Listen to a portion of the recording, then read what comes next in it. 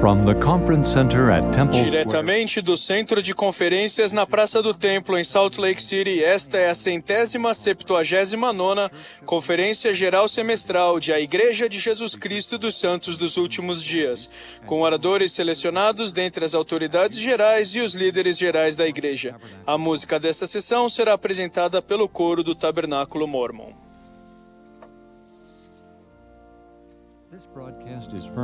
Esta transmissão é oferecida como serviço público pela Bonneville Communications. É proibido fazer qualquer tipo de reprodução, gravação, transcrição ou outro uso deste programa sem autorização por escrito.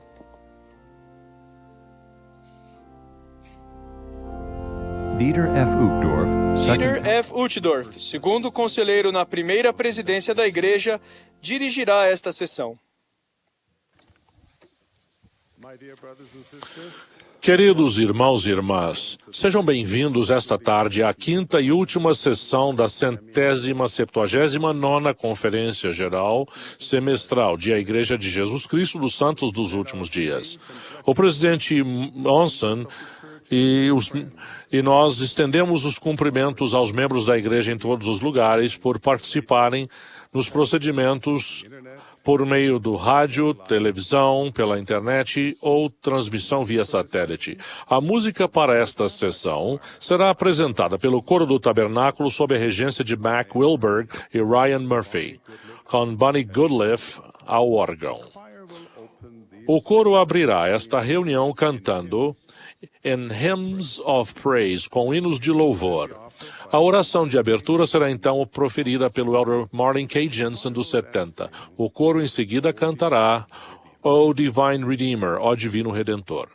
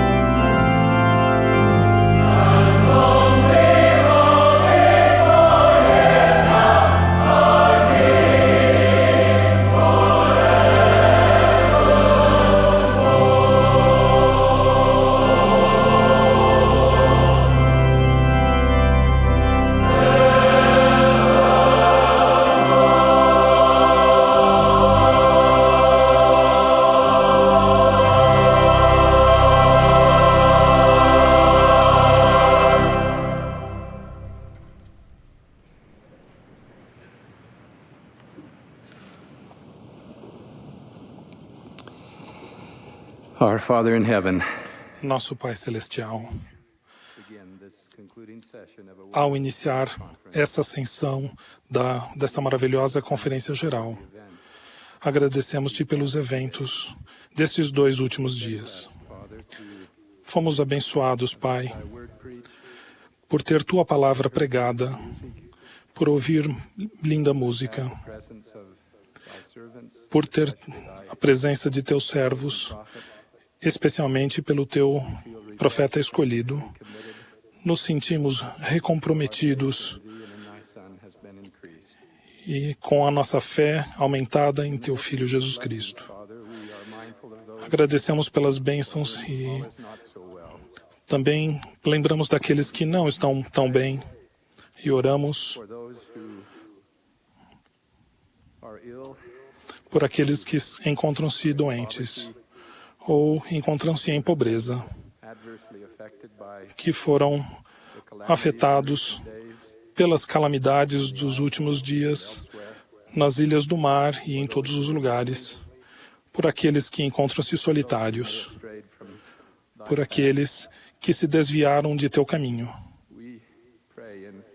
Oramos, seguindo a admoestação de Teus profetas, que iremos encontrar caminhos para confortá-los e pedimos-te as Tuas bênçãos para que estejam com eles. Nós buscamos na próxima hora, que oramos por aqueles que irão falar conosco, que os nossos corações e as mentes sejam acalmados. E oramos que a nossa fé em Ti e em Teu Filho aumentará. Agradecemos pelo Divino Redentor. E somos gratos pelo propósito de Sua vida e Seu dom por nós. E invocamos as Tuas bênçãos sobre esta reunião, em nome de Jesus Cristo. Amém.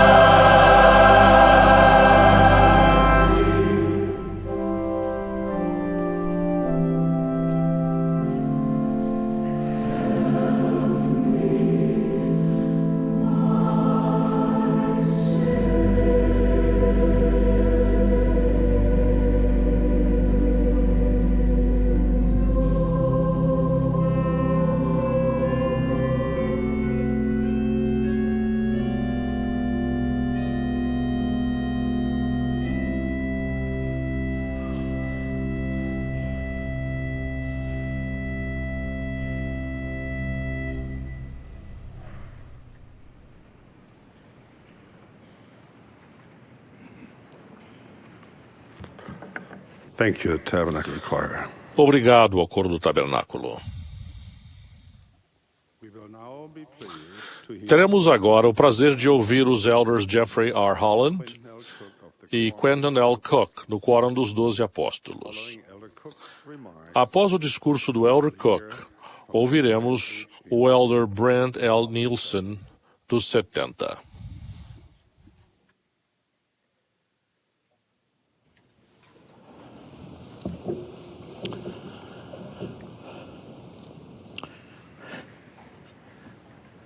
To this choir, A este coro, may they accept the thanks of que eles aceitem os agradecimentos de todos nesta audiência e todos os que o ouviram cantar. choral prayer, Esta oração em coro, the ultimate sermon of this or any conference of this church. que sumariza a pregação desta conferência ou de qualquer conferência, que chega a todo o coração de todo homem. Now, if I can speak, I'll try to do so. Agora, eu vou tentar falar, se eu conseguir. Regarding the last days, As profecias referentes aos últimos dias frequentemente falam de calamidades, tais como terremotos, fomes ou inundações. widespread Essas, por sua vez, podem estar ligadas a vários tipos de distúrbios econômicos ou políticos generalizados. Mas há um tipo de destruição dos últimos dias que sempre soou mais pessoal do que pública, mais individual do que coletiva, uma advertência que talvez se aplique mais dentro da igreja do que fora dela. O Salvador alertou-nos de que nos últimos dias, até os do convênio, os próprios eleitos, poderiam ser enganados pelo inimigo da verdade. Se pensarmos nisso como uma forma de destruição, ela pode esclarecer outra profecia dos últimos dias. Imaginem que o coração simboliza o cerne de nossa fé, de um receptáculo poético de nossas lealdades e valores, e depois reflitam a respeito da declaração feita por Jesus de que nos últimos dias o coração dos homens lhes faltaria. O que nos encoraja, evidentemente, é saber que o Pai Celestial conhece todos esses perigos modernos, essas tribulações que afligem a alma e o coração, e que Ele nos deu conselhos e meios de proteger-nos delas. Levando em consideração que sempre foi significativo para mim que o Livro de Mórmon, uma das sólidas pedras angulares do Senhor, nesse contra-ataque aos males dos últimos dias, comece com uma grande parábola da vida, uma alegoria de esperança, em oposição ao medo, da luz em oposição às trevas, da salvação em oposição à destruição, uma alegoria daquilo sobre o que a irmã Deb falou de modo tão tocante hoje de manhã. No sonho de Leí, uma jornada já bastante difícil se tornou ainda mais difícil quando se ergueu uma névoa de escuridão, obstruindo toda a visão do caminho seguro, porém estreito, que sua família e outros deviam seguir. É fundamental que notemos que essa névoa de escuridão desceu sobre todos os viajantes, tanto os fiéis e determinados, os eleitos, poderíamos dizer, quanto os fracos e instáveis. O ponto principal da história é que os viajantes bem-sucedidos resistiram a todas as distrações, inclusive a sedução dos caminhos proibidos e as zombarias dos vaidosos e orgulhosos que seguiram por eles. O relato diz que os protegidos avançavam continuamente, agarradas à barra de ferro, que se estendia infalivelmente por todo o percurso do caminho verdadeiro. Por mais escura que fosse a noite ou o dia, a barra assinalava o caminho daquela trilha solitária e redentora. Mais tarde, Nefe diria: vi que a barra de ferro era a palavra de Deus que conduzia à árvore da vida, um símbolo do amor de Deus. Ao ver essa manifestação do amor de Deus, Nefe disse: Eu olhei e vi o Redentor do mundo, que saiu ministrando entre o povo. E vi multidões de pessoas doentes e aflitas, com toda espécie de moléstias e com demônios e espíritos imundos. E foram curados pelo poder do Cordeiro de Deus, e os demônios e espíritos imundos foram expulsos. Amor, cura, auxílio, esperança, o poder de Cristo para combater todos os problemas em todas as épocas, inclusive no final dos tempos. Esse é o porto seguro que Deus deseja que tenhamos nos dias de desespero pessoal ou coletivo. Essa é a mensagem com a qual o livro de Mórmon começa, e é a mensagem com a qual termina, chamando todos para vir a Cristo e ser aperfeiçoados nele. Essas palavras tiradas do testemunho final de Moroni, escritas 1000 anos depois da visão de Lehi, são o testemunho do caminho verdadeiro prestado por um homem às portas da morte.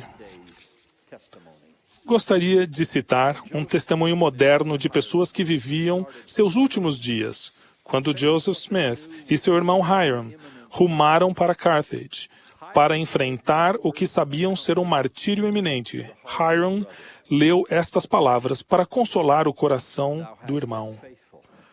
Tu tens sido fiel, portanto, serás fortalecido, até que sentes no lugar que preparei nas mansões de meu Pai. E agora eu, Moroni, despeço-me, até que nos encontremos perante o tribunal de Cristo. Uns poucos versículos, tirados do capítulo 12 de Éter, no livro de Mórmon. Antes de fechar o livro, Hiram dobrou o canto da página que havia lido, marcando-a como parte do testemunho eterno pelo qual aqueles 2 irmãos iriam morrer. Tenho em minhas mãos aquele livro, o mesmo exemplar que Hiram leu, com o mesmo canto da página, dobrado, ainda visível. Mais tarde, quando presos na cadeia de Carthage, Joseph, o profeta, dirigiu-se aos guardas que o mantinham cativo e prestou um vigoroso testemunho da autenticidade divina do livro de Mórmon. Pouco depois, pistolas e balas tirariam a vida dessas 2 testemunhas. Como um de 1000 elementos de meu próprio testemunho da divindade do livro de Mórmon, apresento isto como mais uma prova de sua veracidade. Em suas maiores e últimas horas de provação, pergunto a vocês, se aqueles homens blasfemariam perante Deus, continuando a vincular sua vida, sua honra e sua própria busca de salvação eterna a um livro e, consequentemente, a uma igreja e a um ministério que eles tinham criado ficticiamente do nada? Desconsiderem o fato de que suas esposas estavam prestes a tornar-se viúvas e seus filhos órfãos.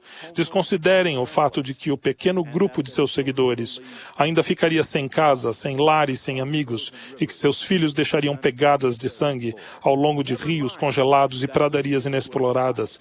Esqueçam que legiões morreriam e outras legiões viveriam, declarando aos 4 cantos da terra que sabiam que o livro de Mórmon e a igreja que o proclama eram verdadeiros. Desconsiderem tudo isso e me digam se na hora de sua morte aqueles 2 homens entrariam na presença de seu juiz eterno, citando um livro e encontrando consolo num livro, which, if not que a menos que fosse verdadeiramente a palavra de Deus, iria marcá-los como impostores e charlatães até o final dos tempos, not, eles não fariam isso. they were willing to die Prefeririam morrer rather than deny the divine a negar a origem divina e a veracidade eterna of the Book of Mormon. do livro de Mórmon. For 179 years, this book Há 179 anos, esse livro vem sendo examinado e atacado, negado, esquadrinhado e criticado como talvez nenhum outro livro na história religiosa moderna, ou talvez como nenhum outro livro em toda a história da religião. E assim, failed theories ele resiste. origins Teorias malogradas a respeito de sua origem surgiram, foram plagiadas e desapareceram. De Ethan Smith a Solomon Spaulding, de paranoia à genialidade ardilosa. Nenhuma dessas explicações absolutamente patéticas para o livro resistiu à análise, porque não há nenhuma outra explicação, além da que Joseph, ainda jovem e iletrado, deu ao traduzi-lo. in this I stand with my own Afirmo isso, tal como o meu próprio bisavô, que disse simplesmente: no wicked man could write such a book. nenhum homem iníquo poderia escrever um livro assim, e nenhum homem bom o escreveria, a menos que fosse verdadeiro, e que Deus lhe ordenasse que escrevesse. I testify that one cannot come to Testifico que ninguém pode adquirir plena fé nesta obra nos últimos dias, e assim encontrar a plena medida de paz e consolo para a nossa época, till he or she até que aceite a origem divina do livro de Mórmon Jesus Christ e ao Senhor Jesus Cristo, de quem o livro presta testemunho. is foolish enough Se alguém for tolo ou desorientado o suficiente para registrar 531 páginas de um texto previamente desconhecido, repleto de complexidade literária e semítica, sem honestidade, procurar explicar a origem dessas palavras, especialmente sem levar em conta seu vigoroso testemunho de Jesus Cristo e o imenso impacto espiritual que esse testemunho exerceu sobre o que hoje são dezenas de milhões de leitores. the case, then such persons Então essa pessoa, eleita ou não, foi enganada, and if they leave this church e se deixar essa igreja, do so by será engatinhando por cima ou em torno do livro de Mórmon to make their para chegar à saída. in that sense the book is Nesse sentido, o livro é o que se disse que o próprio Cristo seria, uma pedra de tropeço e rocha de escândalo, uma barreira no caminho daquele que não quer acreditar. witnesses, even witnesses who were for a time Diferentes testemunhas, inclusive pessoas que por um tempo foram hostis a Joseph, declararam até morrer que tinham visto um anjo e que tinham manuseado as placas. shown unto us by the power of Elas nos foram mostradas pelo poder de Deus e não do homem, declararam elas.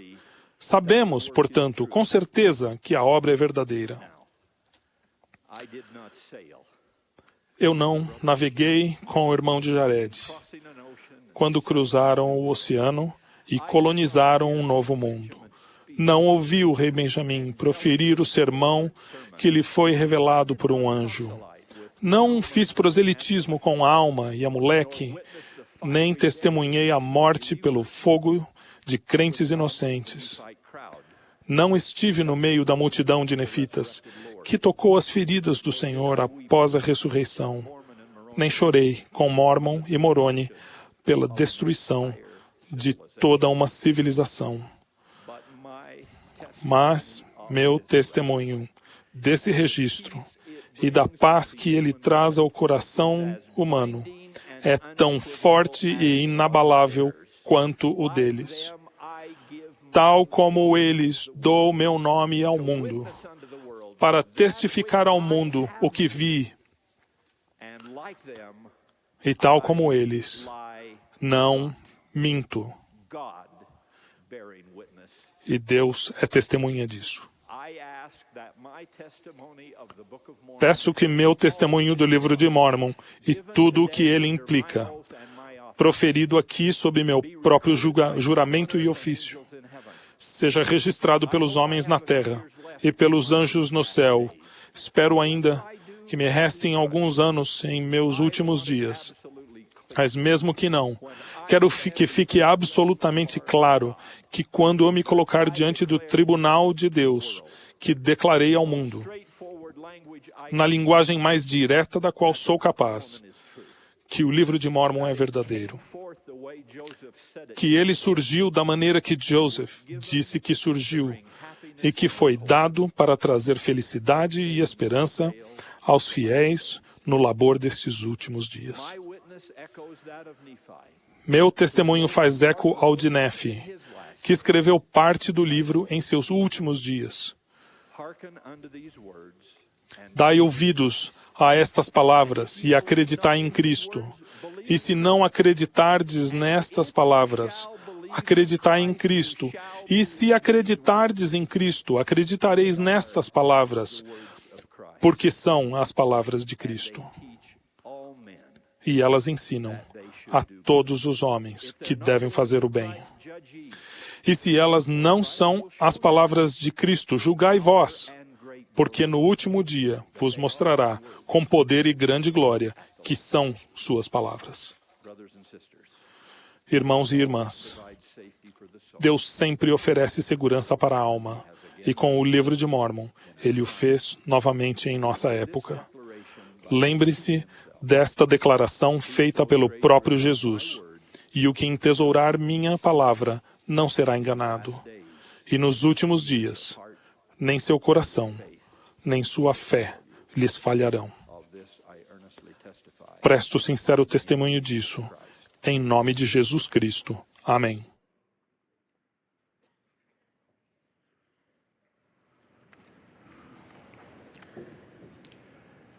We live in perilous times. Vivemos numa época perigosa em que muitos acreditam que não precisam prestar contas a Deus e que não têm responsabilidade pessoal ou mordomia por si mesmo ou por outras pessoas. Muitos nesse mundo concentram-se na satisfação pessoal, colocando-se em primeiro lugar e amando o prazer mais que a retidão. Não acreditam que são guardiães de seus irmãos. Na igreja, porém, acreditamos que essas mordomias são uma responsabilidade sagrada.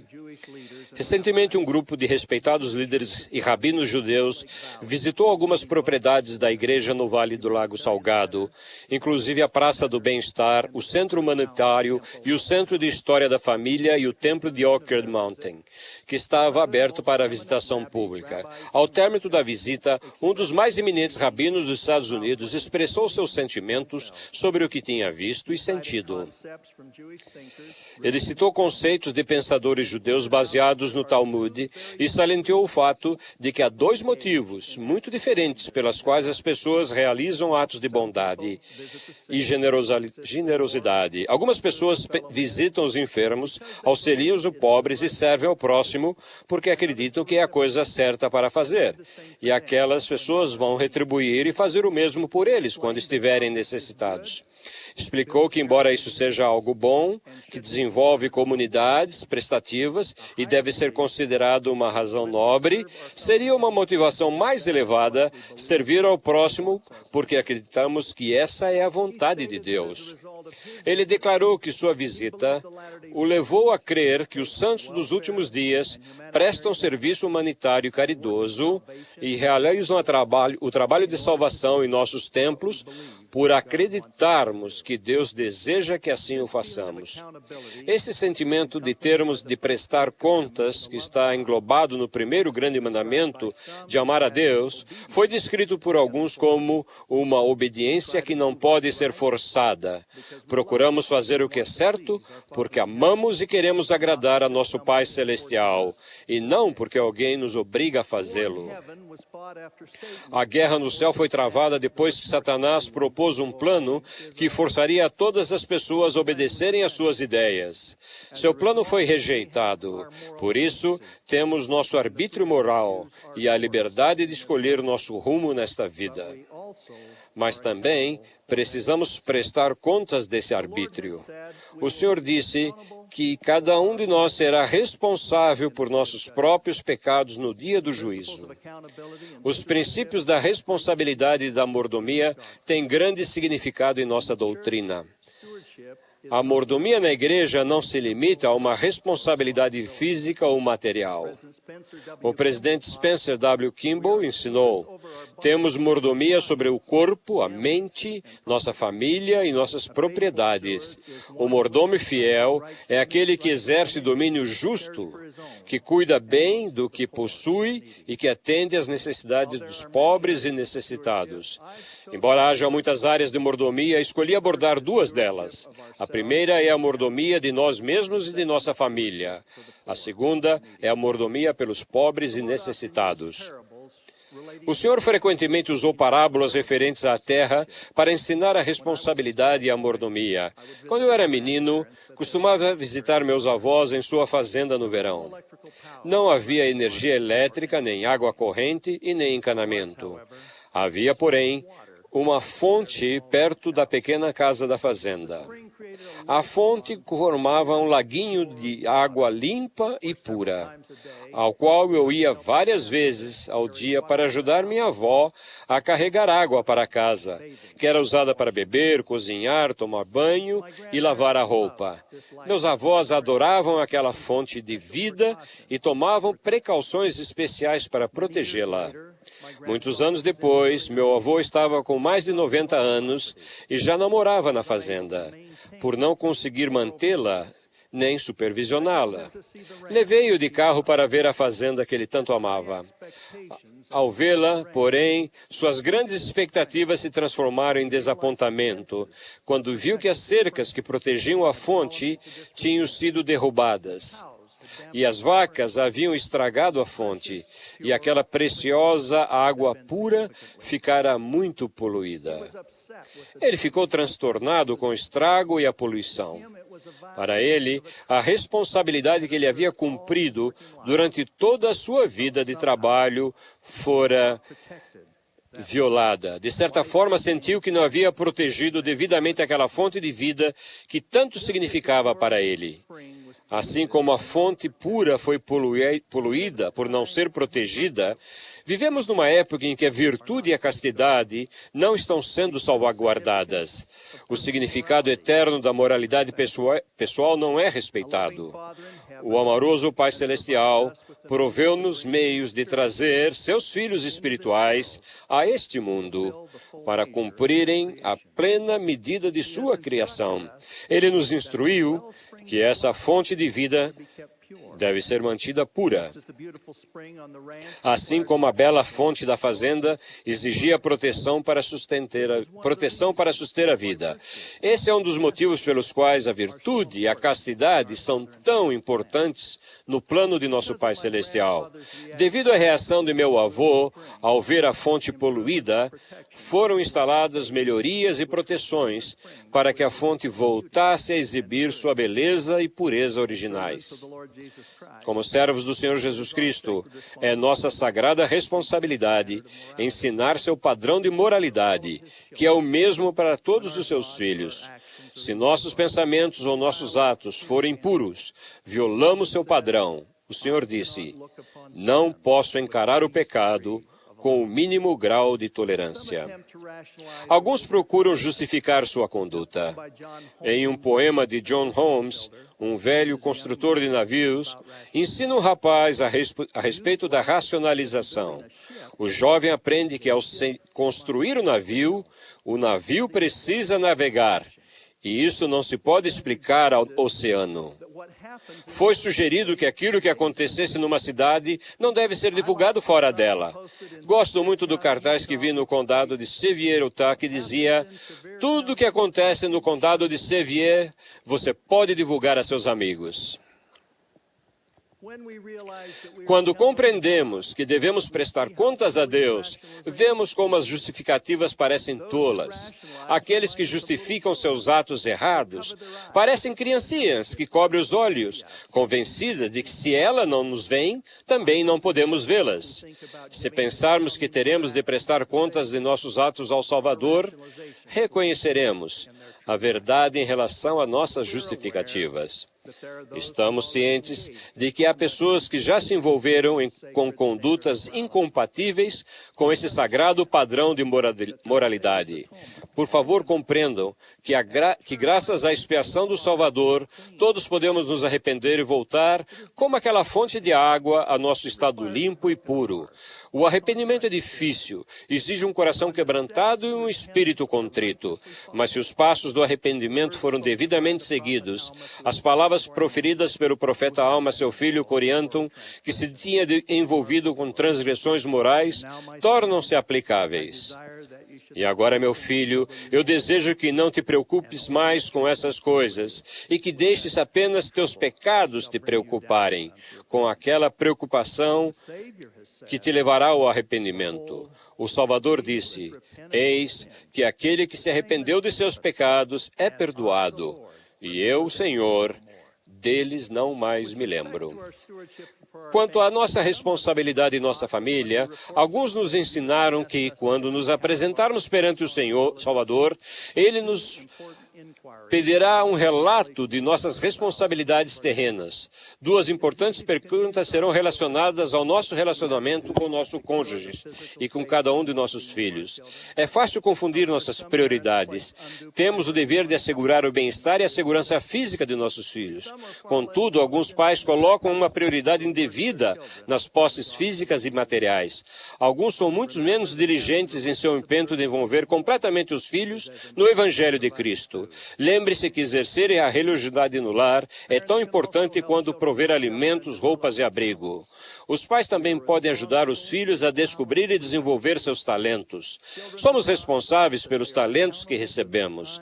As crianças que não são ensinadas, que deverão prestar contas de seu tempo e talento, estão cada vez mais sujeitas à insensatez e à iniquidade que são tão comuns no mundo.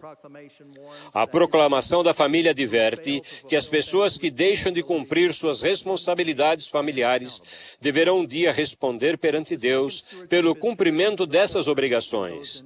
A segunda mordomia é cuidar dos pobres e necessitados, que se aplica praticamente a todos nós neste ou naquele momento.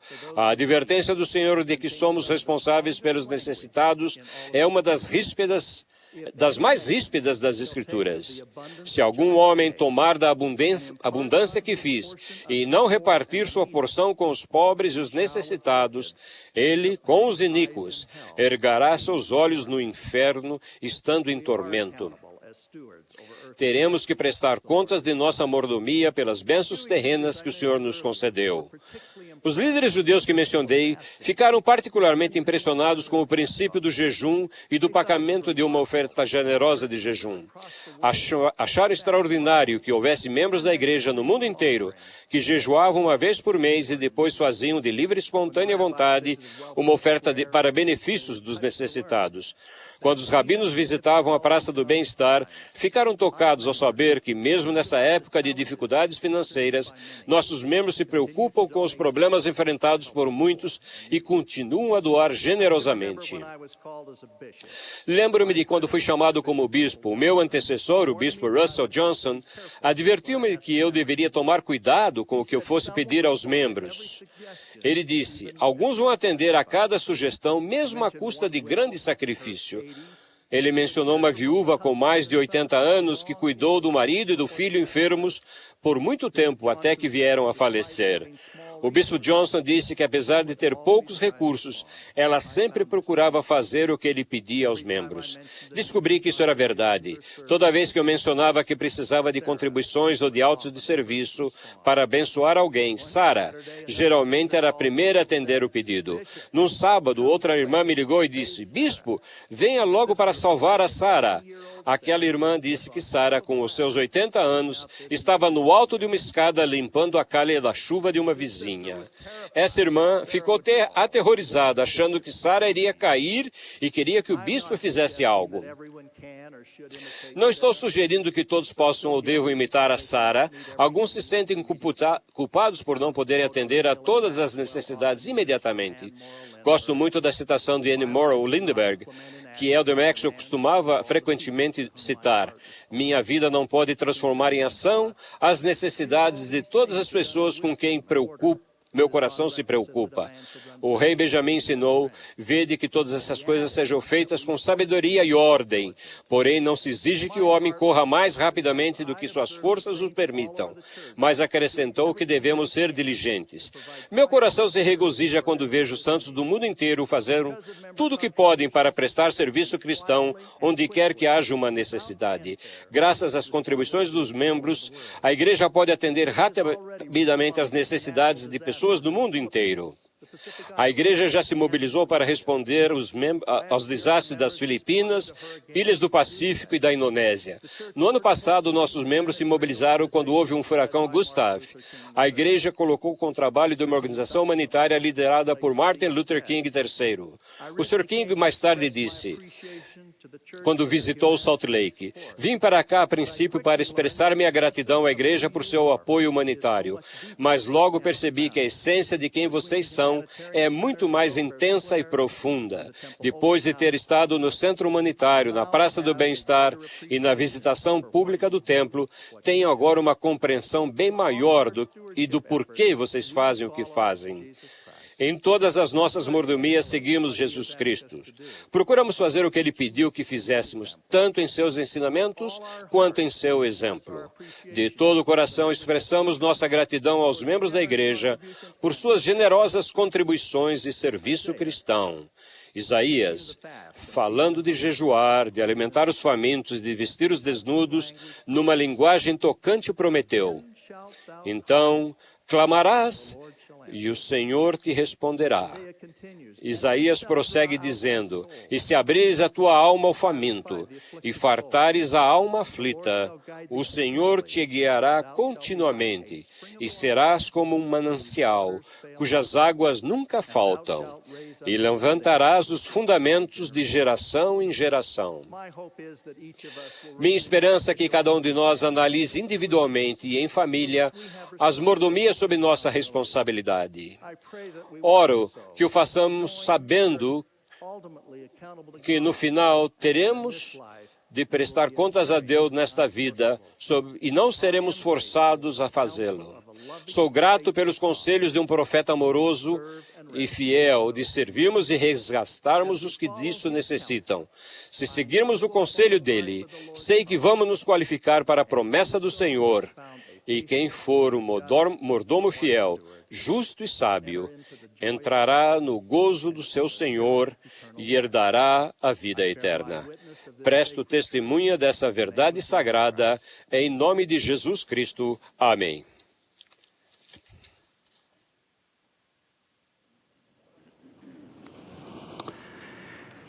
As the Savior's earthly ministry drew to a close, he appeared Quando o ministério terreno do Salvador chegava ao fim, ele apareceu a seus apóstolos como um ser ressuscitado.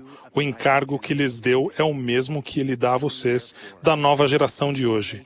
Portanto, ide, fazei discípulos de todas as nações, batizando-os em nome do Pai, e do Filho, e do Espírito Santo. Em 6 de abril de 1974, a igreja apoiou um novo profeta, o presidente Spencer W. Kimball. Naquele mesmo dia, recebi meu chamado para servir como missionário de tempo integral na Finlândia. Não sabia na época que o presidente Kimball acabara de fazer um discurso histórico naquela semana para as autoridades gerais e representantes regionais da igreja. Mais tarde, fiquei sabendo que naquele discurso o presidente Kimball havia profeticamente explicado sua visão de como nós, como igreja, cumpriríamos o encargo do Salvador de fazer discípulos em todas as nações. Em seu discurso, o presidente Kimball convidou os membros da igreja a alargar seus passos e a ampliar a visão. Pediu que todo jovem digno se preparasse para servir honrosamente como missionário de tempo integral. Incentivou os membros de cada país a preparar seus próprios missionários e convocou homens capazes para auxiliar os 12 a percorrer o mundo e abrir as portas de todas as nações. Presidente Kimball também disse em seu discurso de 1974 que havia naquela época 3.300.000 membros da igreja, 18.600 missionários de tempo integral e 663 estacas. Ele nos desafiou a melhorar e pediu que mudássemos para nossa perspectiva e ampliássemos nossa visão. Em resposta, nós, como igreja, membros da igreja, começamos a orar regularmente em família, em nossas reuniões sacramentais, em nossas conferências de estaca, para que o coração dos líderes das nações se abrandasse e as portas se abrissem para nossos missionários. Os membros começaram a enxergar com mais clareza sua responsabilidade de compartilhar o evangelho. Nossos rapazes se apresentaram e um grande exército de missionários foi reunido. Testemunhamos o início do desdobramento da visão do presidente Kimball. Enquanto servia na Finlândia, fiquei sabendo que a esposa do presidente da missão, a irmã Leah Mahoney, havia nascido na Finlândia. Quando menina, ela havia sido criada na região leste da Finlândia, numa cidade chamada Viipuri. Quando a devastação da guerra envolveu a Finlândia e outros países durante a Segunda Guerra Mundial, ela e a família partiram de seu lugar. Viipuri tornou-se parte da União Soviética e passou a chamar-se Vyborg. Em nossas conferências de zona, a irmã Mahoney nos contava a respeito dos que foram deixados em Viipuri e de seu desejo de que o evangelho fosse levado a eles.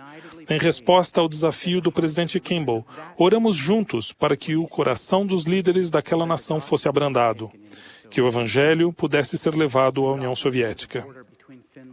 Costumávamos ir até a fronteira entre a Finlândia e a União Soviética, ver as torres de vigia e as cercas, e nos perguntar quem seriam os corajosos rapazes e moças que cruzariam aquela fronteira para levar o evangelho ao povo russo que lá morava. E quando isso aconteceria? Devo admitir que na época essa me parecia uma tarefa impossível. Há 3 anos, nosso filho Eric recebeu o chamado missionário de servir na missão Rússia, São Petersburgo. Em sua primeira carta para casa, ele escreveu: Queridos papai e mamãe, fui designado a minha primeira cidade na Rússia. Pai, você já ouviu falar dela? Chama-se Vyborg, que era anteriormente uma cidade finlandesa chamada Viipuri. Meus olhos se encheram de lágrimas quando compreendi que Eric estava na mesma cidade pela qual havíamos orado 32 anos antes. Eric encontrou ali uma capela e um ramo de santos fiéis. Ele morava e servia em um lugar que, quando jovem, achei que seria impossível de entrar. Após todos esses anos, não me dera conta de que, ao orar para que as fronteiras fossem abertas e que os missionários pudessem entrar naquele país, estava orando por nosso filho. O mais importante para vocês da nova geração é que nosso filho Eric não se deu conta de que ele e seus companheiros tornaram-se a resposta às orações feitas por milhares de santos fiéis há tantos anos no passado. Vocês, da nova geração, que são o cumprimento da profecia de que em nossos dias a verdade de Deus avançará com coragem, nobreza e independência, até que tenha penetrado cada continente, visitado cada clima, entrado em cada país e soado em cada ouvido, até que os propósitos de Deus sejam cumpridos e o grande Jeová diga que o trabalho está terminado. Desde a instrução profética do presidente Kimball, dada há 35 anos atrás, o número de membros da igreja subiu para 13 milhões e meio de membros. E agora há 52 mil missionários e mais de 2.800 estacas de Sião. Quem são os trabalhadores da vinha que ajudaram a levar a efeito essa obra maravilhosa e um assombro? Sem dúvida, foram os profetas e apóstolos que vemos diante de nós hoje. Também foram os maravilhosos presidentes de estaca e bispos que serviram tão fielmente. Mas também seus pais, mães e pais, as tias e os tios, os irmãos e as irmãs sentados ao seu lado, que fazem parte da nova geração de hoje.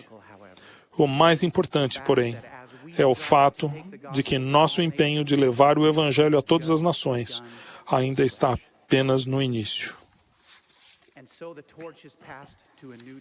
A tocha, portanto, é agora passada para uma nova geração. O Salvador, por intermédio de seu profeta atual, o presidente Thomas S. Monson, renovou esse chamado ao declarar: nosso princípio mais importante foi declarado por nosso Senhor e Salvador, que lidera o grande exército de missionários no mundo inteiro. Depois de sua ressurreição, ele apareceu a seus 11 discípulos. Poderia ter lhes dado qualquer conselho, declaração ou advertência que quisesse. Mas o que ele disse está em Mateus 28, de 19 a 20. Ele disse o seguinte: portanto, ide, fazei discípulos de todas as nações, batizando-os em nome do Pai e do Filho e do Espírito Santo, ensinando-os a guardar todas as coisas que eu vos tenho mandado, e eis que eu estou convosco todos os dias, até a consumação dos séculos. O presidente Monson prosseguiu dizendo: que grande promessa! Se respondermos afirmativamente a este sagrado chamado, essa autoridade poderosa, eis que eu estou convosco todos os dias até a consumação dos séculos. Não consigo imaginar uma promessa maior do que essa. No livro de Mórmon, Jacó falou a respeito de nossa tarefa atual na alegoria das oliveiras boas e das bravas. Vai, pois, e chama os servos, para que trabalhemos diligentemente com todo o afinco na vinha, a fim de prepararmos o meio pelo qual eu volte a obter o fruto natural que é bom e mais precioso do que qualquer outro fruto. Portanto, vamos trabalhar esta última vez, com todo o afinco. Pois eis que se aproxima o fim, e será esta a última vez que podarei minha vinha. O chamado do Salvador é para vocês da nova geração.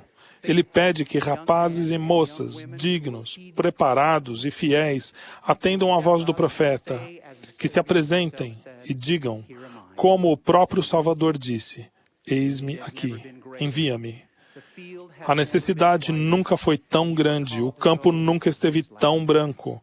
Vocês foram chamados para trabalhar esta última vez. Não há maior chamado ou trabalho do que fazer discípulos de todas as nações, batizando-os em nome do Pai, e do Filho e do Espírito Santo. Proclamo e testifico solenemente que os céus estão abertos. Testifico que Deus não apenas falou, mas fala hoje em dia. Seu Filho Jesus Cristo vive e convida vocês, como convidou seus antigos apóstolos Pedro e André. Vinde após mim, e eu vos farei pescadores de homens. Espero que vocês respondam como eles fizeram, deixando a rede imediatamente de lado e seguindo-o. Oro para que vocês dessa nova geração defendam a verdade e a retidão e compreendam seu sagrado chamado de ensinar todas as nações. Em nome de Jesus Cristo. Amém. O coro e a congregação cantarão agora Juventude da Promessa. Ao término do hino, falarão os elders Dale G. Renland e Michael J. Ringwood, dos 70. Em seguida, ouviremos o elder Joseph W. Citati, dos 70. E após o discurso do elder Citati, ouviremos o elder D. Todd Christofferson, do Quórum dos 12 Apóstolos.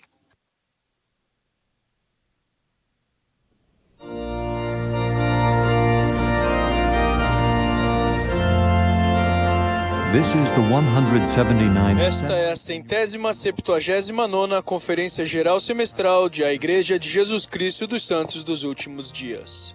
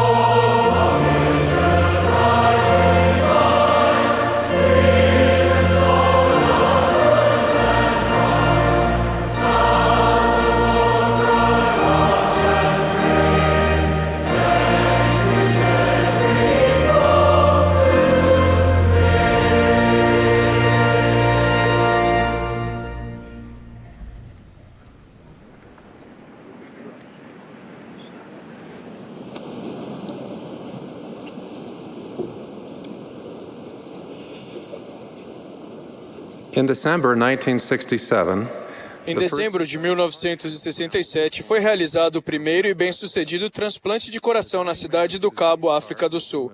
Foi retirado o coração doente e moribundo de um homem e implantado em seu lugar um coração saudável de um doador falecido.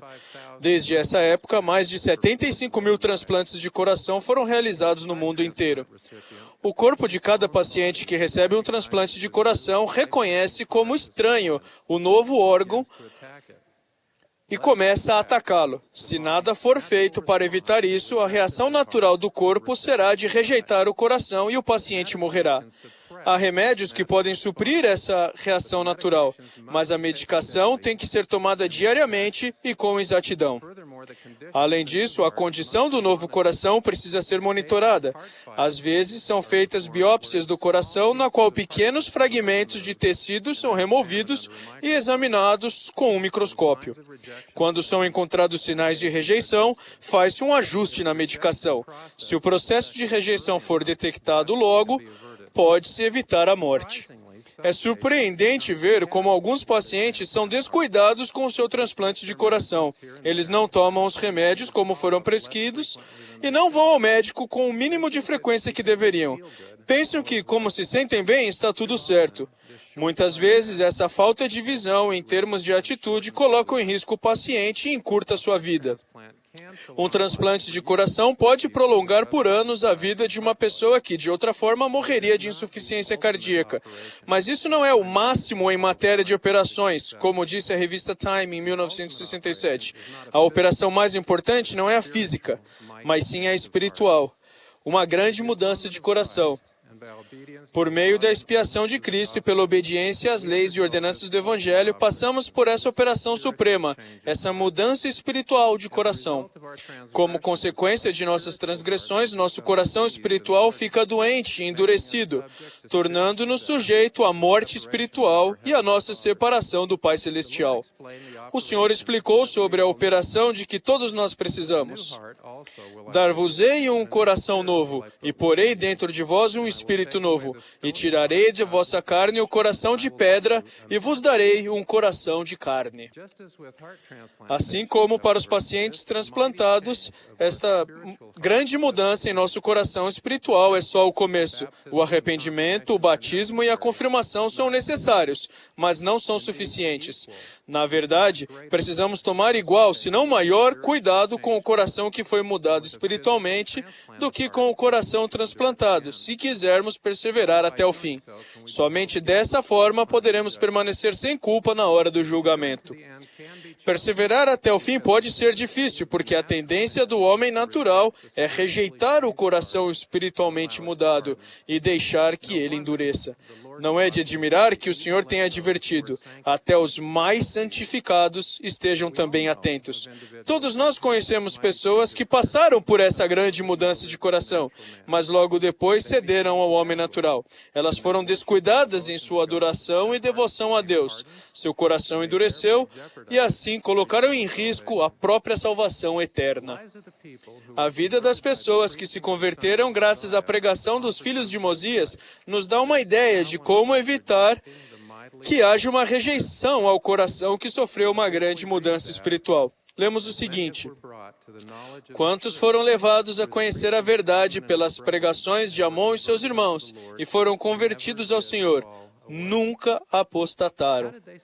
Como eles conseguiram perseverar até o fim? Sabemos que eles se distinguiram por seu zelo para com Deus, assim como para com os homens, porque eram perfeitamente honestos e justos em todas as coisas, e conservaram-se firmes na sua fé em Cristo até o fim. Seu zelo para com Deus provavelmente se reflete em um desejo de agradar a Deus e adorá-lo com fervor e dedicação. Seu zelo para com os homens sugere que tinham um grande interesse em ajudar outras pessoas e servir-lhes. Sendo perfeitamente justos e honestos em todas as coisas, indica que guardavam com diligência seus convênios e não racionalizavam seus compromissos para com Deus e os homens.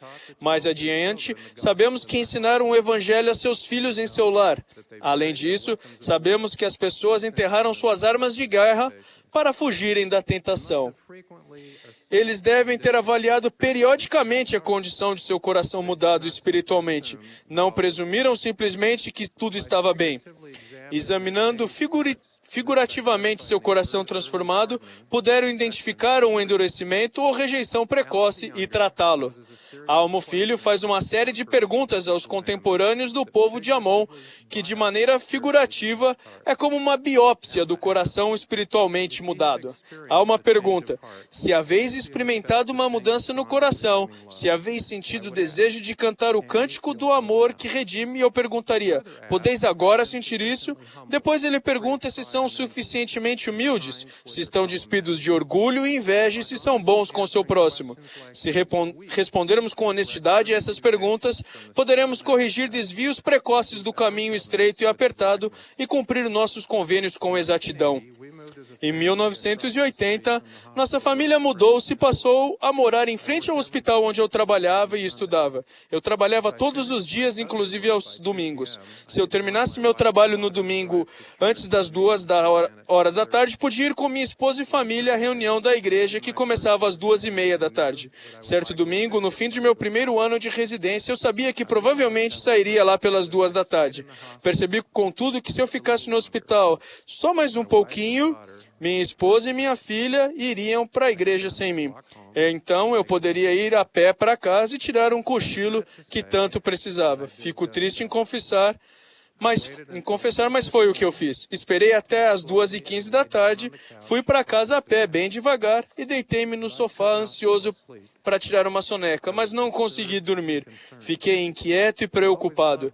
Eu sempre adorei ir à igreja. Fiquei indagando por que, naquele dia, eu não senti o zelo e o ardor do testemunho de antes. Não precisei pensar muito.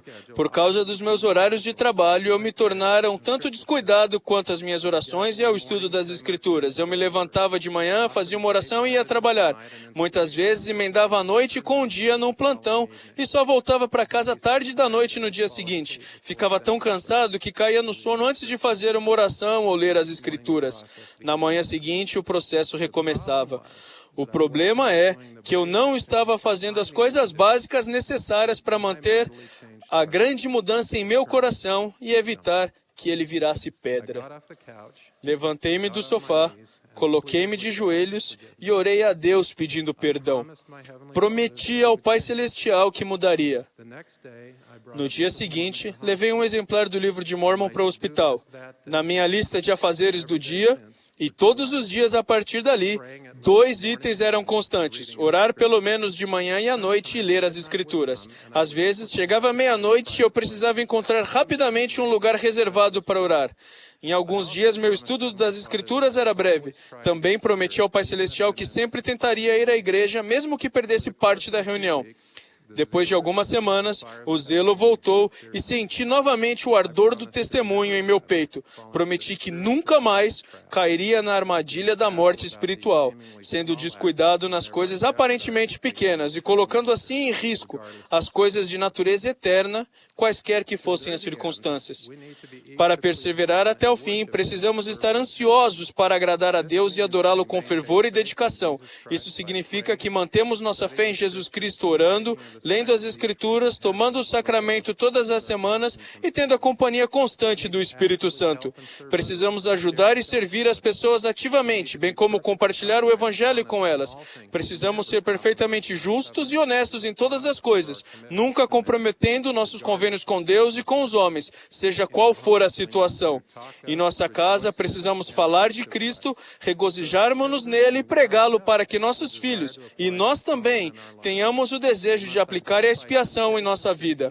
Devemos identificar as tentações que facilmente nos subjugam e nos afastar para bem longe delas.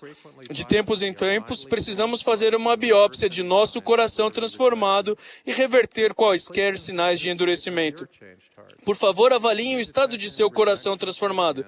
Conseguem detectar qualquer sinal de rejeição como resultado da tendência do homem natural de ser descuidado?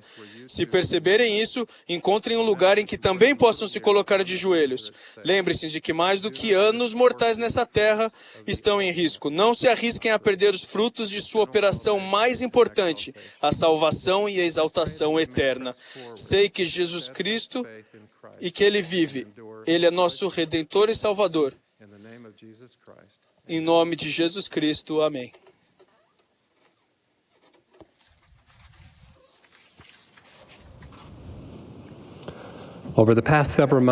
Nos últimos meses, uma passagem de escritura que se encontra em Elamã, capítulo 6, atraiu várias vezes minha atenção. E assim vemos que o Senhor começou a derramar seu espírito sobre os lamanitas em virtude da facilidade e empenho que mostravam em crer nas suas palavras.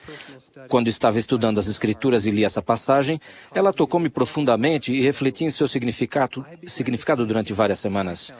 Comecei a questionar se eu achava fácil acreditar na palavra de Deus. Por que foi fácil para esses conversos lamanitas acreditar? O que aconteceu para que um povo cheio de ódio e descrença mostrasse facilidade e empenho em acreditar na palavra de Deus? Descobrimos qual foi a causa dessa mudança ao ler sobre um ano memorável. Durante o 62º ano do governo dos juízes, 8.000 lamanitas em Zaraela foram convertidos quando Nefi e Leí lhes ensinaram com poder e autoridade, tendo sido inspirados quanto ao que deveriam dizer. 300 outras pessoas foram convertidas por meio de uma experiência miraculosa, na qual ouviram uma voz que penetrava até o âmago da alma. Essas 300 pessoas tinham ido matar Nefi e Leí quando se encontravam na prisão, mas clamaram a Deus quando Aminadab, um nefita que se havia afastado da igreja, lembrou-se de que deveriam orar até que tivessem fé em Cristo. Muitos outros lamanitas foram convertidos pelo testemunho dessas 300 pessoas quando elas ministraram ao povo, declarando o que tinham visto e ouvido. O 62º ano termina com esta declaração: todas essas coisas haviam acontecido e os lamanitas tinham se tornado, na maior parte, um povo justo. A qualidade de sua conversão levou esses lamanitas a abandonar seu ódio pelos nefitas, bem como suas armas de guerra. Eles eram firmes e constantes na fé, guardavam os mandamentos, andavam em verdade e retidão e cresciam no seu conhecimento de Deus. O que mais me impressiona, entretanto, é a facilidade e empenho que mostraram em acreditar na palavra de Deus. Essa facilidade e empenho em acreditar fez com que o Espírito fosse derramado em abundância sobre eles, ajudando-os a perseverar na fé até o fim. Infelizmente, nesse mesmo período, a maior parte dos nefitas tornou-se insensível, impenitente e extremamente iníqua. O oposto do que acontecera com os lamanitas estava agora acontecendo com os nefitas. A dureza de seu coração levou a um afastamento do Espírito, enquanto a receptividade dos lamanitas fez com que o Espírito fosse derramado em abundância sobre eles. Ao refletir sobre o que causou essa vigorosa mudança no coração dos lamanitas, percebi que essa facilidade e empenho em acreditar na palavra de Deus vem da receptividade do coração.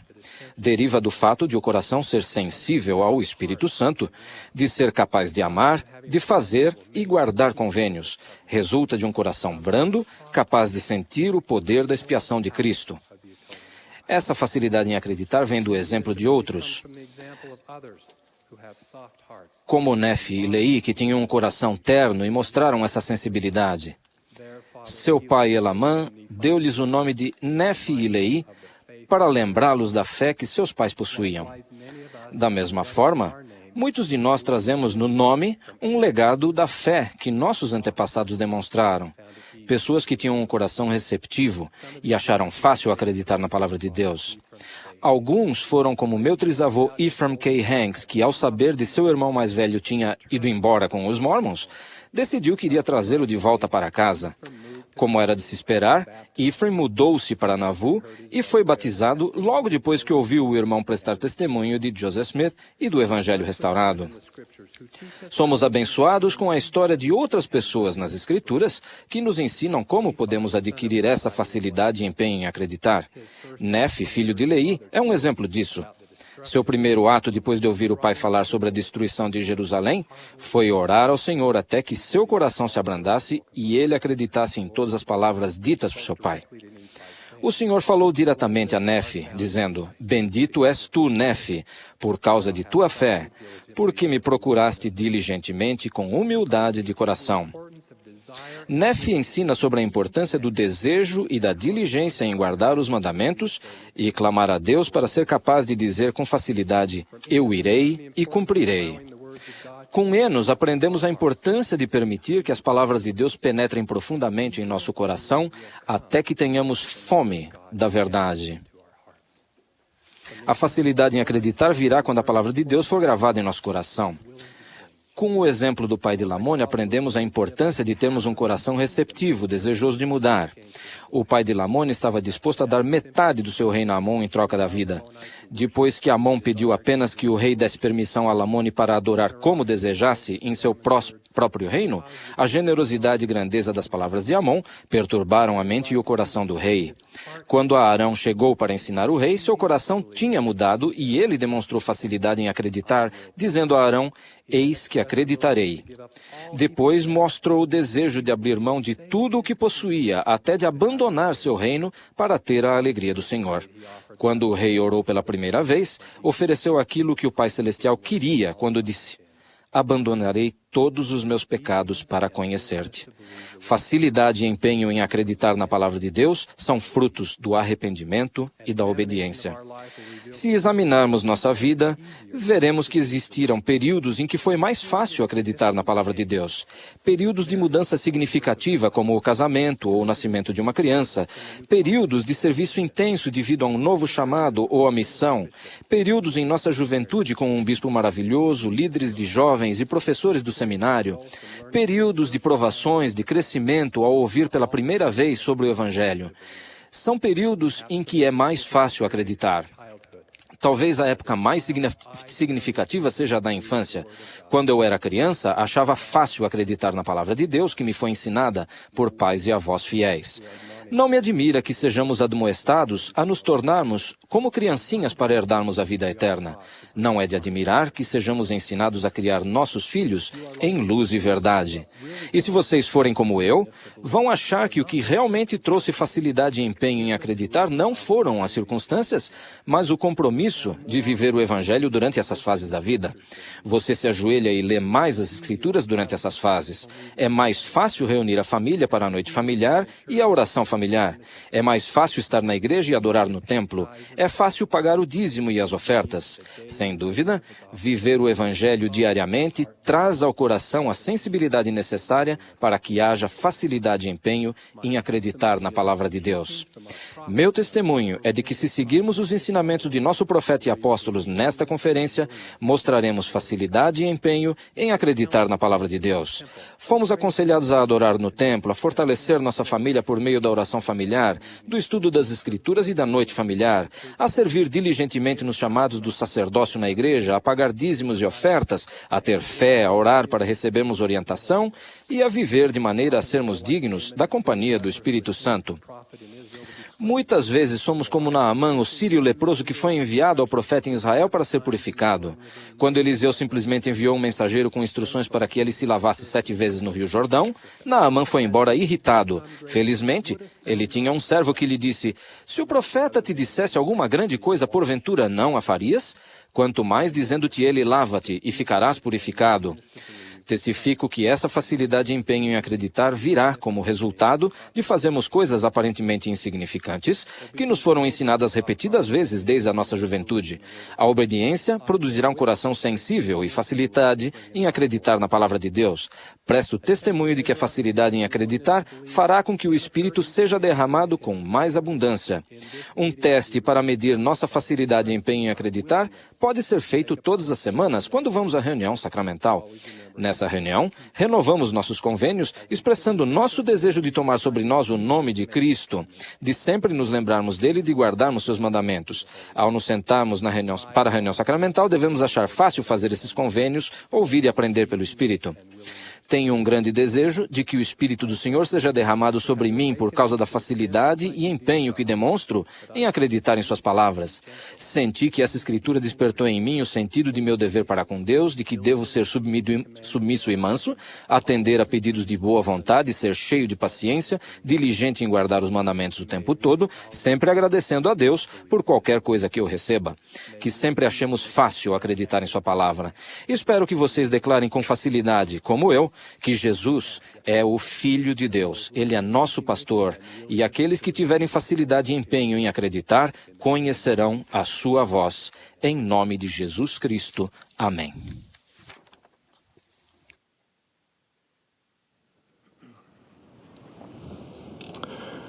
A few weeks ago, Há algumas semanas, o elder Melvin Perkins, do Alasca, e eu estávamos ao púlpito, em frente à congregação da estaca Vancouver, no Canadá. Com a voz embargada, ele convidou os santos a refletirem sobre a imagem que se apresentava diante deles, um descendente dos pioneiros mormons que vieram em carrinhos de mão e um converso pioneiro da igreja de uma longínqua nação da África servindo ao Senhor lado a lado. Desde o humilde início em Fayette, Nova York, há 180 anos, a Igreja de Jesus Cristo dos Santos dos Últimos Dias transformou-se em uma religião mundial. Encontro-me aqui como testemunha dessa obra maravilhosa. Oro para que o Espírito do Senhor esteja com vocês e comigo enquanto compartilho alguns pensamentos nesta tarde. Sou grato pelas chaves da revelação nesta última dispensação, pelo exercício dessas chaves por profetas vivos desde a restauração. Os filhos de Deus na terra têm hoje mais plenamente do que em qualquer outra época a oportunidade de compreender seu plano de felicidade para eles. O amor de nosso Pai Celestial tem se evidenciado à medida que o caminho é aberto para que todos, vivos e mortos de todas as nações, agora e no futuro, recebam a exaltação em sua presença de acordo com o exercício de seu livre-arbítrio. O padrão é o mesmo, e a bênção é a mesma para todos. Deus reafirmou que não faz acepção de pessoas. O Evangelho espalhou-se na terra de uma forma tal que assegura o cumprimento dos propósitos de Deus de levar a efeito a imortalidade e a vida eterna do homem. Depois da queda, nossos primeiros pais, Adão e Eva, fizeram um convênio eterno com Deus para sua salvação. À medida que se multiplicaram os filhos de Adão, surgiram dois grupos. Um deles, liderado por Enoque, guardou tão bem o convênio que não pôde mais permanecer na terra. Portanto, o Senhor os recolheu para si. O segundo grupo foi vencido pela iniquidade de tal forma que sofreu os julgamentos de Deus. O dilúvio varreu-os da terra, deixando apenas a família de Noé, um descendente justo de Enoque. E Deus fez convênio com Noé, com a promessa adicional de que a vida na terra não mais seria destruída por dilúvios. Quando a família de Noé se multiplicou mais uma vez, muitos se tornaram iníquos. Levados pelo orgulho, edificaram a Torre de Babel. Deus permitiu que os julgamentos dos céus caíssem sobre eles. Sua língua foi confundida, e eles foram espalhados sobre a face de toda a terra. Somente alguns que eram obedientes foram preservados. Entre esses estava o irmão de Jared, um homem de grande fé, que suplicou ao Senhor em favor dos jareditas justos.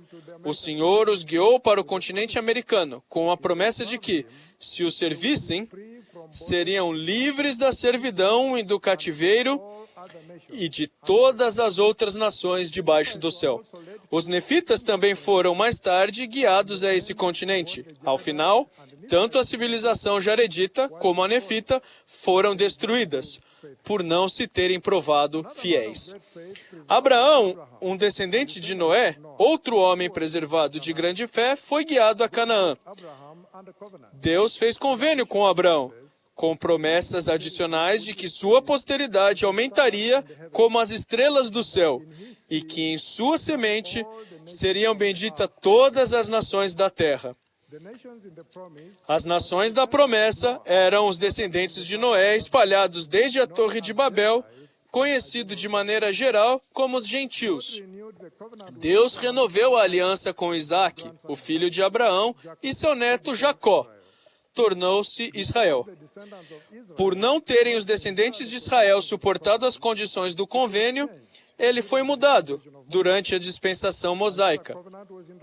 Foi apresentado um convênio menor, que continuou entre os filhos de Israel, até que Cristo restaurou a plenitude do Evangelho, durante seu ministério mortal. Depois de sua ressurreição, o Salvador indicou que o tempo para que o evangelho fosse levado aos gentios havia chegado. Antes, na parábola dos trabalhadores na vinha, ele revelara que as nações dos gentios seriam visitadas e convidadas uma a uma. No entanto, as bênçãos seriam as mesmas, não importando a ordem do convite. Depois da ascensão do Salvador, Pedro, o apóstolo presidente, um descendente de Israel, permaneceu com as chaves do sacerdócio com as quais orientou a igreja. É significativo que, embora o Salvador já tivesse dado permissão, Pedro só batizou o primeiro gentil, Cornélio, depois de receber revelação específica para fazê-lo. O ministério aos gentios foi interrompido pelo martírio de Pedro e a morte dos outros apóstolos. Depois disso, as chaves do sacerdócio foram tiradas da terra. Seguiu-se um longo período de apostasia. As chaves foram restauradas em 1829 por Pedro, Tiago e João, ressuscitados a Joseph Smith pouco antes da organização da igreja. O evangelho, em sua plenitude, estava novamente sendo estabelecido na terra e começou a espalhar-se entre as nações dos gentios como novo e eterno convênio. Por meio do profeta Joseph Smith, o Senhor revelou que os critérios determinantes para a ordem em que as nações dos gentios devem ser convidadas inclui a capacidade de nutrir espiritual e temporalmente o reino de Deus, como estabelecido na terra pela última vez. Vemos que, à medida que a igreja restaurada começou a ser restabelecida sobre a terra, os profetas vivos procuraram a vontade de Deus e a seguiram o respeito de como o evangelho deveria espalhar-se entre as nações. É bom estar vivo para ver a época prevista pelo profeta Zenos na alegoria da oliveira, quando os justos de todas as nações da terra se tornariam participantes do convênio de Deus com Israel. Tenho visto os bons frutos do evangelho florescerem no meu continente natal, a África. Em apenas 30 anos, existem 300 mil santos lá. Nas doutrinas e princípios do Evangelho restaurado, muitos estão encontrando um alicerce firme para a sua fé. Famílias que saíram de suas comunidades rurais à procura de um futuro melhor nas cidades e metrópoles, encontraram uma nova forma de apegar-se às suas fortes tradições familiares, progressivamente atacadas nesta era de globalização. O Espírito do Senhor está se manifestando poderosamente entre as pessoas. Uma nova cultura celestial está se desenvolvendo nos lares, nutrida pelo apego imediato ao conselho do profeta vivo, para que façam oração e estudem as Escrituras diariamente, e se reúnam em família uma vez por semana na noite familiar. Como resultado, muitos conseguem quebrar os grilhões das tradições que restringem o exercício de seu arbítrio. Como ilustração vinda da experiência pessoal, 3 de nossos filhos casaram-se recentemente no templo, sem necessidade do dote, uma prática tradicional que faz com que muitos rapazes e moças vivam juntos, sem se comprometerem mutuamente. A oportunidade de um casamento em um dos 3 templos atualmente em funcionamento em Accra, Gana, Aba, Nigéria e Joanesburgo, África do Sul, está ajudando a instilar uma nova esperança na santidade do casamento. Testifico do Salvador Jesus Cristo, por meio de quem temos o Evangelho e a promessa da exaltação. Testifico de nosso profeta vivo, Thomas S. Monson, por meio de quem temos a segurança da orientação do Salvador para a continuidade da oferta da salvação a todos. Em nome de Jesus Cristo. Amém.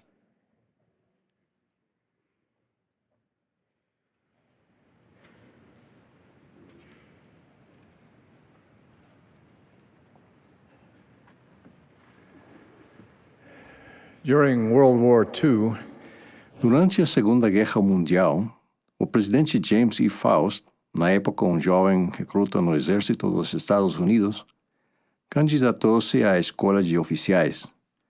Ele foi examinado por uma banca composta do que chamou de militares de carreira durões. Logo, as perguntas deles se voltaram para questões religiosas. A última pergunta foi: em tempos de guerra, o código moral não deve ser menos rigoroso? O estresse da batalha não justifica que os homens façam coisas que não fariam em situações normais? O presidente Faust relata: percebi ali uma oportunidade de talvez causar uma boa impressão e de demonstrar uma mente aberta. Eu sabia perfeitamente que aqueles homens que me questionavam não viviam de acordo com os padrões que eu aprendera. Passou-me pela cabeça dizer que eu tinha minhas próprias crenças, mas que não queria impô-las aos outros. Mas também me pareceu passar pela mente os rostos das muitas pessoas a quem eu, como missionário, tinha ensinado a lei da castidade. No final, eu disse simplesmente: não acredito em um duplo padrão de moralidade. Saí da entrevista convencido de que eles não haviam gostado das minhas respostas e que minhas notas seriam baixas. Dias mais tarde, quando as notas foram divulgadas, verifiquei com surpresa que eu havia passado e estava no primeiro grupo de candidatos à escola de oficiais.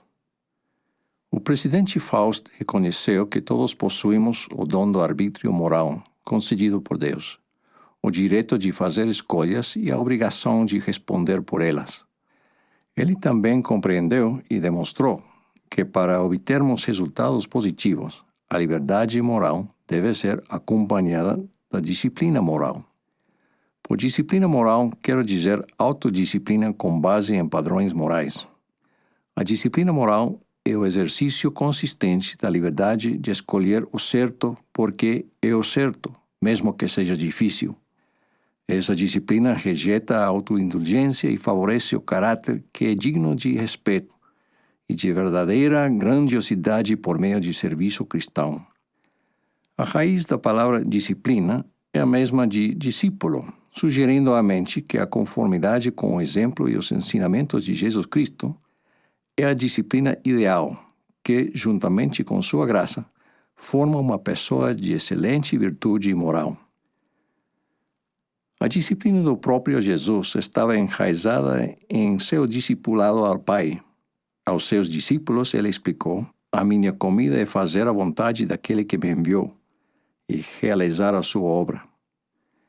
Por esse mesmo padrão, nossa disciplina moral está enraizada na lealdade e na devoção ao Pai e ao Filho.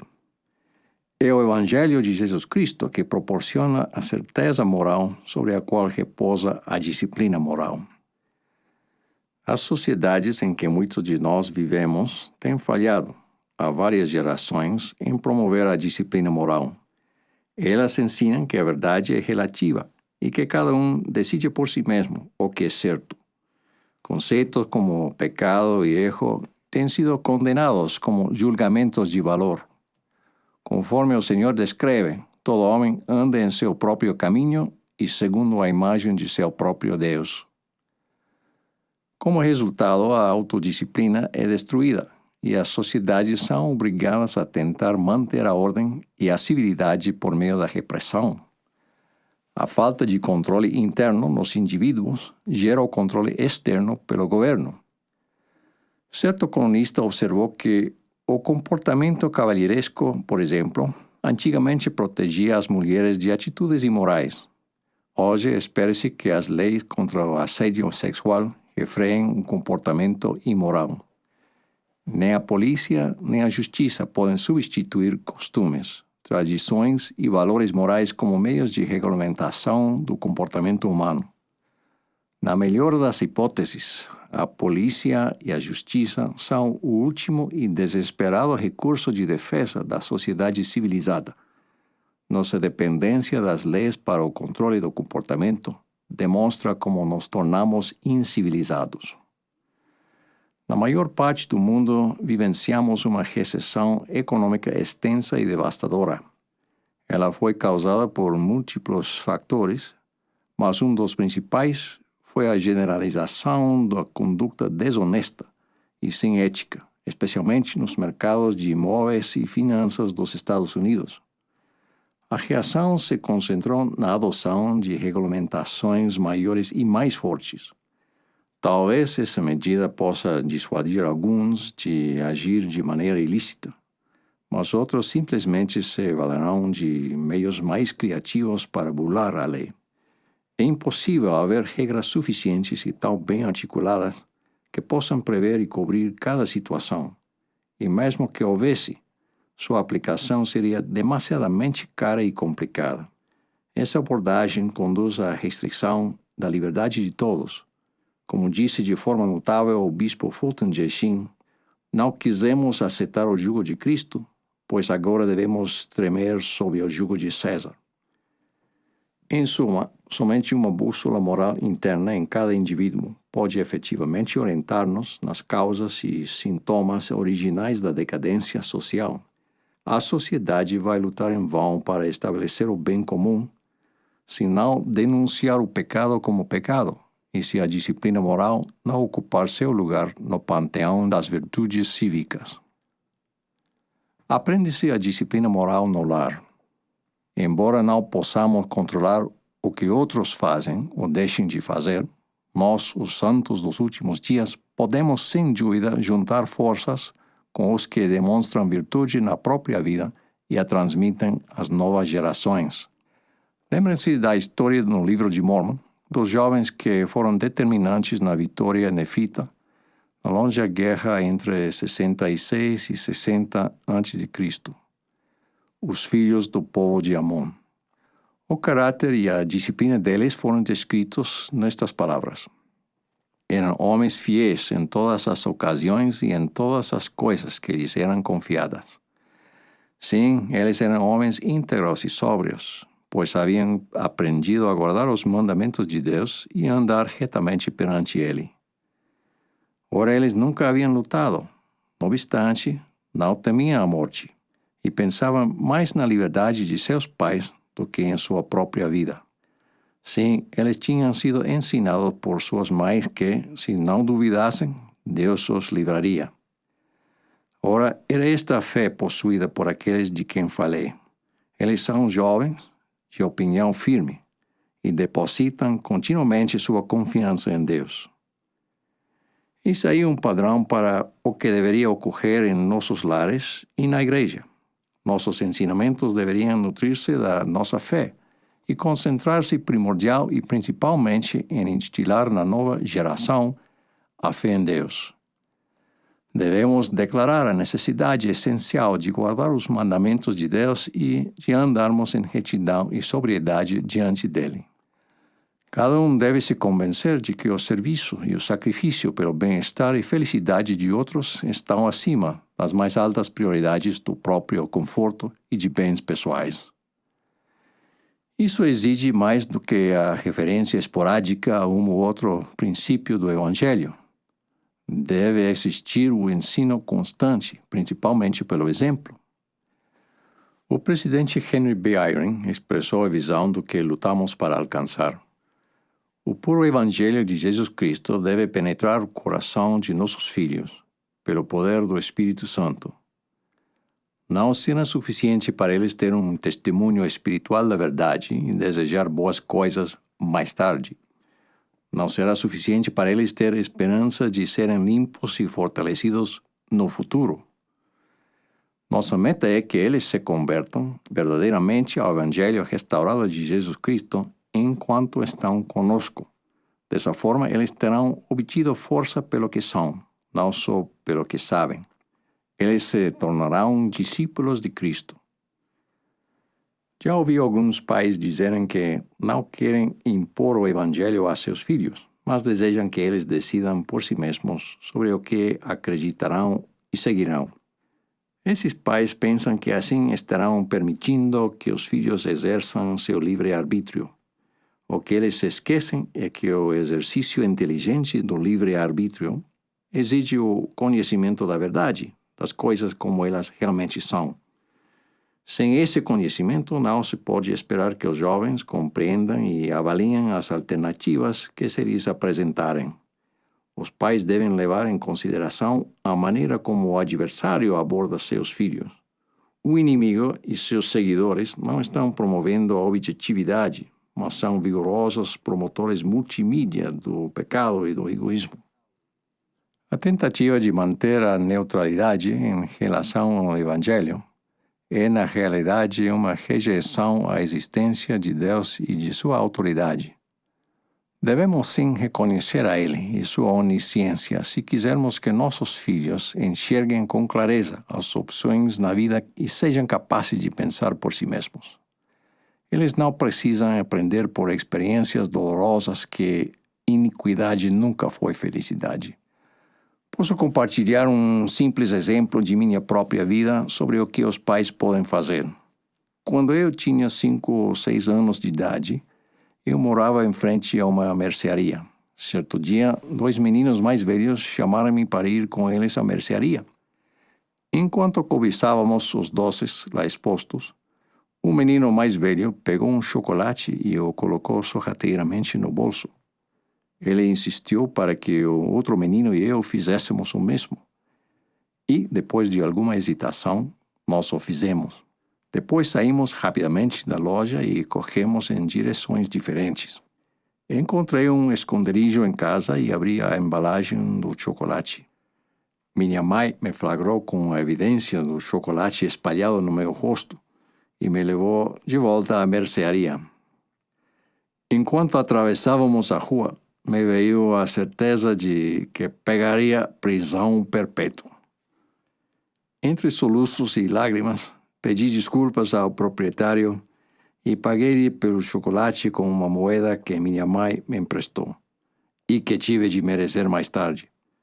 O amor e a disciplina de minha mãe colocaram um fim abrupto e precoce à minha vida de crimes. Todos nós sofremos tentações, até mesmo o Salvador, mas ele não lhes deu atenção. De modo semelhante, não temos de ceder simplesmente porque a tentação aparece. Talvez até queiramos, mas não temos de fazê-lo. Em alguns casos, a tentação pode ter a força suplementar do vício potencial real. Sou grato porque a Igreja é capaz de prover para um número cada vez maior de pessoas ajuda terapêutica de vários tipos para auxiliá-las a evitar os vícios ou lidar com eles. Mesmo assim, embora a terapia possa dar suporte à vontade individual, ela não pode substituí-la. Sempre deverá haver o exercício da disciplina moral fundamentada na fé em Deus, o Pai e em seu Filho, e no que eles podem alcançar conosco por meio da graça expiatória de Jesus Cristo. Segundo Pedro, sabe o Senhor livrar da tentação os piedosos. Não podemos presumir que o futuro será semelhante ao passado, que as coisas e os padrões econômicos, políticos e sociais nos quais confiamos permaneçam como têm sido. Talvez a nossa disciplina moral, se a cultivarmos, venha a ser uma influência benéfica e inspiradora para que outros busquem o mesmo rumo. Poderemos assim exercer um impacto nas tendências e eventos futuros. No mínimo, a disciplina moral será uma ajuda imensa a nós para lidarmos com quaisquer tensões e desafios que aparecem em uma sociedade em desintegração. Ouvimos mensagens amorosas e inspiradas durante esta conferência e, daqui a pouco, o presidente Thomas S. Monson nos dirá palavras finais de admoestação. Ao considerarmos em espírito de oração o que aprendemos ou reaprendemos, creio que o Espírito derramará mais luz sobre aqueles pontos que se aplicarem a cada um de nós. Seremos fortalecidos com a disciplina moral necessária para andarmos retamente diante do Senhor e sermos um com Ele e com o Pai. Ergo-me com meus irmãos e com vocês, meus irmãos e irmãs, como testemunha de que Deus é nosso Pai e que seu Filho Jesus é nosso Redentor. A lei deles é imutável, sua verdade é eterna e seu amor é infinito. Em nome de Jesus Cristo, o Senhor. Amém.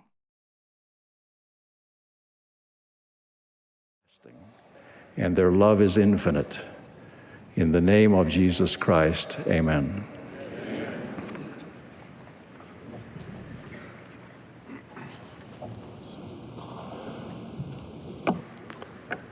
As we conclude the Ao conference, encerrarmos a conferência, expressamos nossa gratidão ao coro do tabernáculo, ao coro combinado das estacas de Bountiful e Farmington, Utah, ao coro do sacerdócio arônico das estacas em West Jordan, Utah, e aos regentes e organistas pela música tão bela e inspiradora.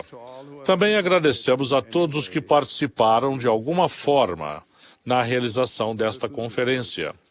Irmãos e irmãs, o orador final desta sessão e desta conferência será o nosso amado profeta, o presidente Thomas S. Monson. Após seu discurso, o coro cantará Dá-nos tu, ó Pai bondoso. Após o hino, a oração de encerramento será oferecida pelo Elder W. Douglas Shumway, que foi desobrigado ontem do Quórum dos 70. Esta conferência estará então encerrada. Presidente Monson.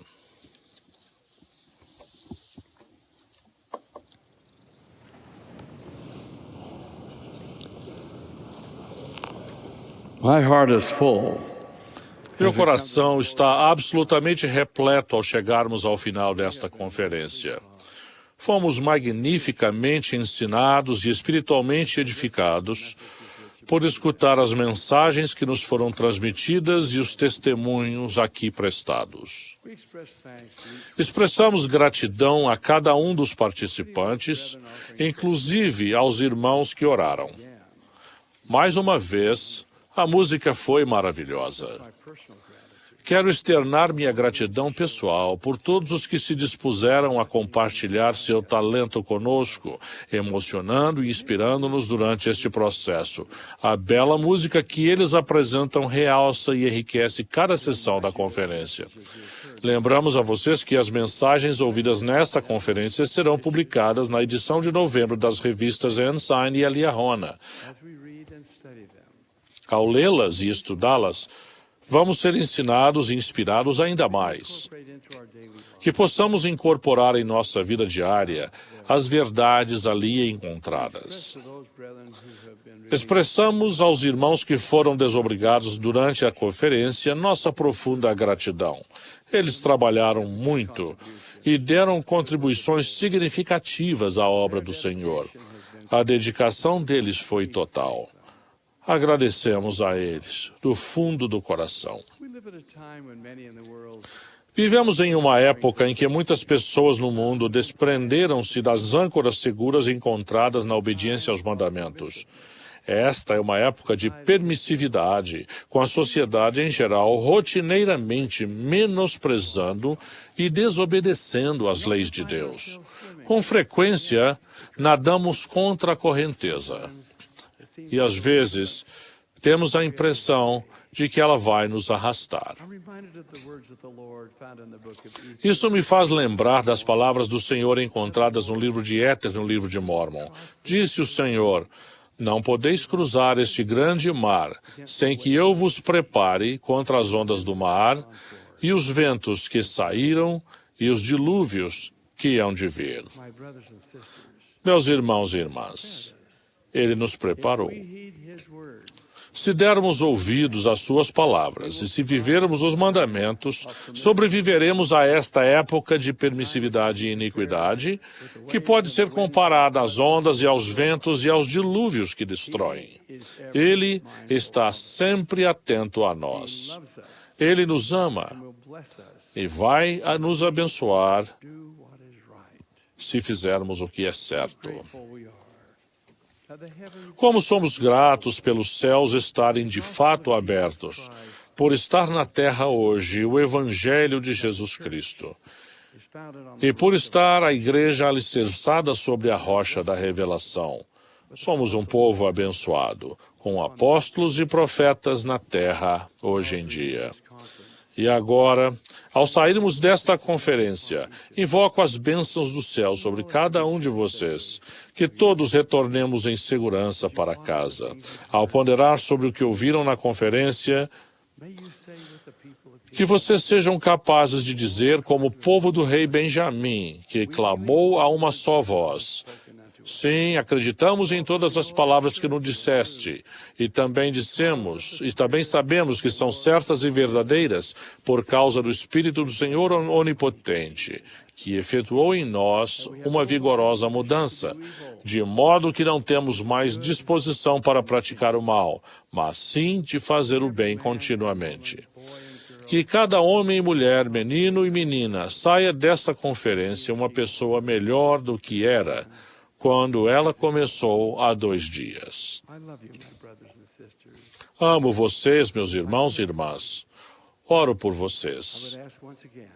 Peço-lhes mais uma vez que se lembrem de mim e de todas as autoridades gerais em suas orações. Unimo-nos a vocês ao levarmos adiante esta maravilhosa obra. Testifico a vocês que estamos todos juntos nela e que todo homem, mulher ou criança tem uma parte a fazer. Possa Deus nos dar a força, a habilidade e a determinação de executarmos bem nossos papéis. Presto meu testemunho de que esta obra é verdadeira, de que nosso Salvador vive, de que Ele guia e dirige a sua igreja aqui na terra. Deixo com vocês meu testemunho de que Deus, nosso Pai eterno, vive e nos ama. Ele é de fato nosso Pai. Ele é pessoal e é real. Que Deus os abençoe. Possa a paz que Ele prometeu estar com vocês agora e sempre. Adoro a canção no início desta conferência, Ó Divino Redentor. É, por acaso, por coincidência, a minha preferida. Durante anos, penso no nosso Divino Redentor. Despeço-me de vocês até que nos encontremos novamente daqui a 6 meses. E faço isso em nome de Jesus Cristo, nosso Salvador e Redentor, e nosso advogado junto ao Pai. Em seu nome sagrado. Amém.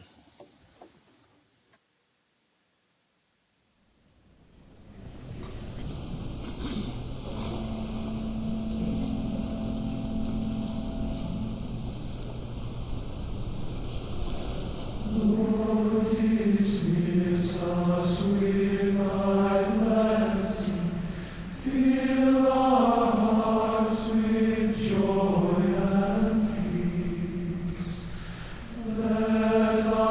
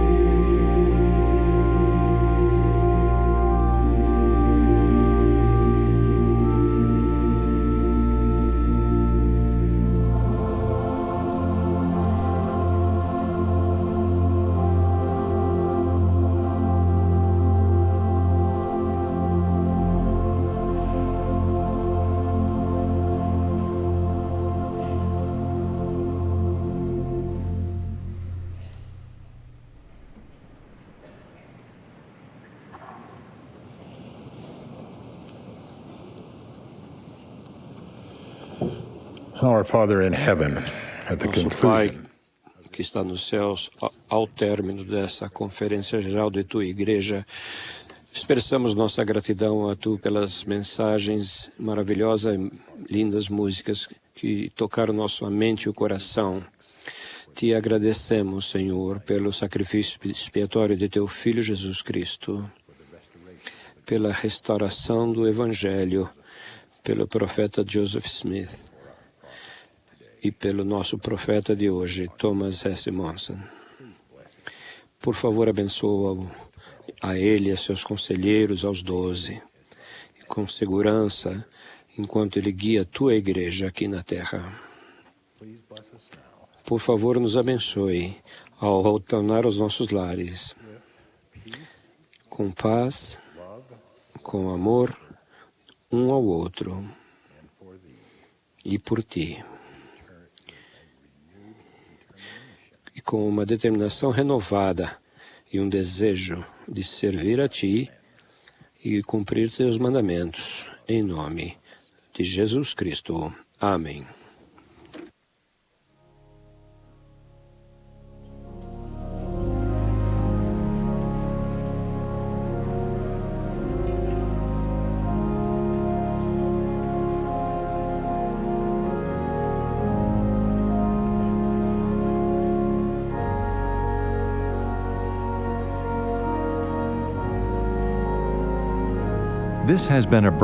Esta foi a transmissão da 179ª Conferência Geral Semestral de A Igreja de Jesus Cristo dos Santos dos Últimos Dias. Os oradores foram selecionados dentre as autoridades gerais e os líderes gerais da Igreja. A música foi apresentada pelo coro do Tabernáculo Mórmon.